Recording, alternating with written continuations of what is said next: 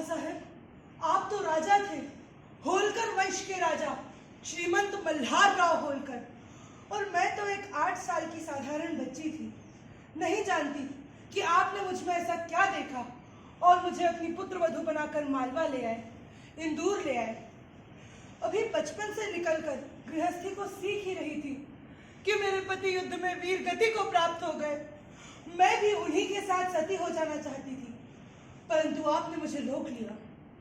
आपने मुझे युद्ध कला की शिक्षा दी, आपने मुझे शासन प्रशासन चलाना सिखाया। अभी युवावस्था को ठीक से प्राप्त भी नहीं हुई थी और आप भी मुझे छोड़कर चले गए।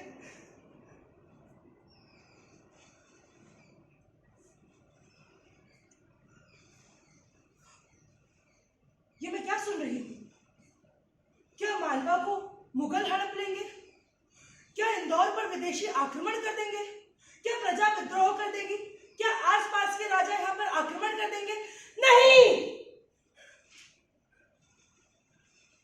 मैं ऐसा नहीं होने दूंगी। मेरे सासे बाबा साहेब श्रीमंत मल्हार राव होलकर ने मुझे जो शिक्षा दी है, मैं उसका अनुसरण करूंगी। मैं अपने राज्य की महिलाओं की एक सेना तैयार करूंगी और अपना शस्त्र अभ्यास भी निरंतर जारी रखूंगी।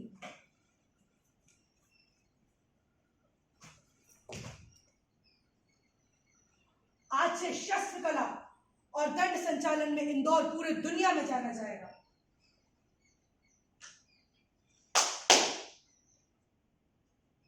मालवा राज्य के सभी सामंतों, सूबेदारों, विभाग प्रधानों और श्रेष्ठियों को कल दरबार में उपस्थित होने की सूचना दी जाए।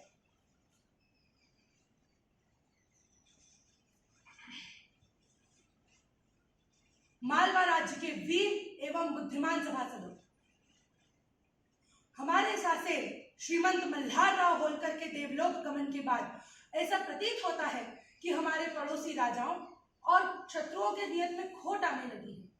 वे हमें कमजोर समझने की भूल कर रहे हैं। महादेव श्री शंकर के आशीर्वाद और मल्हारी मार्तंड की कृपा तथा आप सबका साथ होने के बाद भी कुछ लोग हमें निर्बल समझने की भूल कर रहे हैं।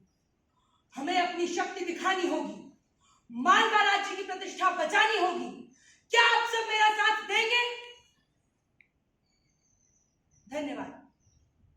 तो आज से मालवा का यह शासन महादेव श्री शंकर का होगा और मैं महारानी अहिल्याबाई होलकर उनकी सेविका बनकर इस राज्य का संचालन करूंगी। आज से मालवा राज्य के सभी राजपत्रों पर राजा के हस्ताक्षर के स्थान पर श्री शंकर लिखा जाएगा।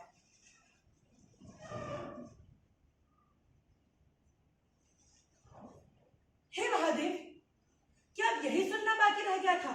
छत्रपति शिवाजी के अदम्य साहस और मराठाओं की देशभक्ति ने संपूर्ण भारतवर्ष को मुगलों के दास्ता से स्वतंत्र करवा लिया। आज भारत के कुछ हिस्सों को छोड़कर संपूर्ण भारत पर मराठा साम्राज्य है। पूना के पेशवा ने भी अपने वीरता से कई युद्ध जीते, परंतु वे भी अन्य राजाओं की तरह मुझे दुखियारी और कमजोर समझकर शेष भारत छोड़कर मुझ पर इंदौर पर आक्रमण करने आ गए। मैं पेशवा से युद्ध नहीं चाहती, इसीलिए नहीं कि मैं डरती हूं, अपितु इसलिए कि भारत के सभी राजाओं को परस्पर सहयोग से कार्य करना चाहिए, शासन चलाना चाहिए। परंतु यदि युद्ध सर पर आ ही गया है तो मैं भी पीछे नहीं हटूंगी।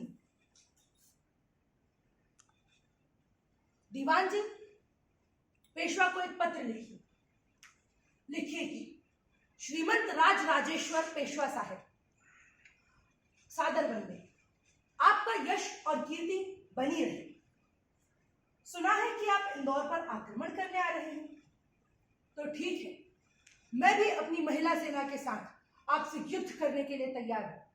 यदि आप युद्ध जीत गए तो इतिहास कहेगा कि शोक समय में एक महिला सेना को हराकर पूना के पेशवा जीत गए।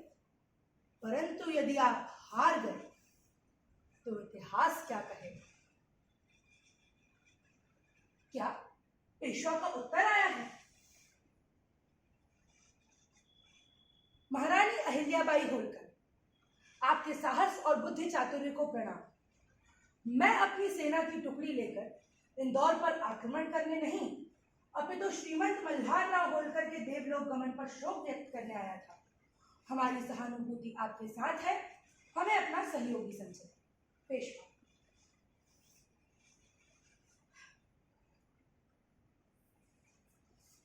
होलकर राज्य के वीर एवं बुद्धिमान सभासदों और मेरे प्रिय प्रजाजन, आप सबके साथ और महादेव श्री शंकर के आशीर्वाद से हमारा राज्य अब स्थिर और सुरक्षित है।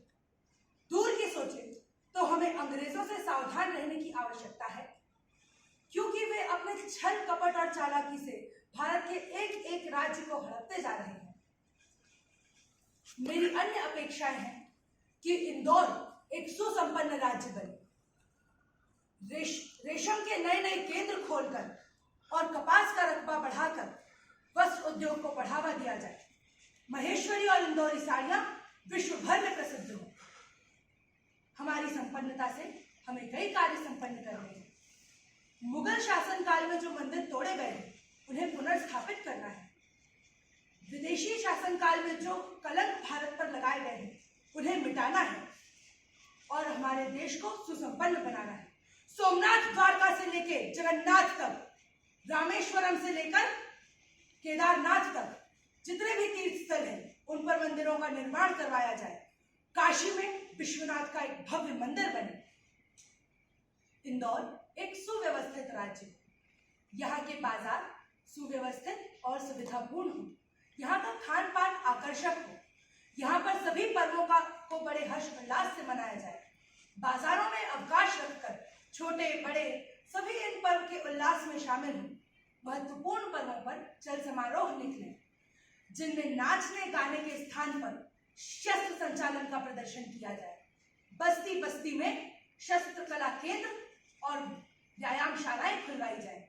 बच्ची बच्ची को शस्त्र चलाना और लाठी चलाना सिखाया जाए, जिससे शत्रुओं की कुदृष्टि हमारे राज्य पर न पड़े। आज से महादेव श्री शंकर का यह राज्य मैं नर्मदा के तट महेश्वर से संचालित करूंगी, परंतु व्यापार और सैन्य संचालन का प्रमुख केंद्र इंदौर ही रहेगा। धर्म संस्कृति पर चलते हुए सत्य निष्ठा से साहस का शौर्य का प्रदर्शन करते हुए दुष्टों का दमन करते हुए जो प्रजापालक राज्य संचालित होता है वह दीर्घ काल तक चलता है और इतिहास में अजर अमर हो जाता है। हर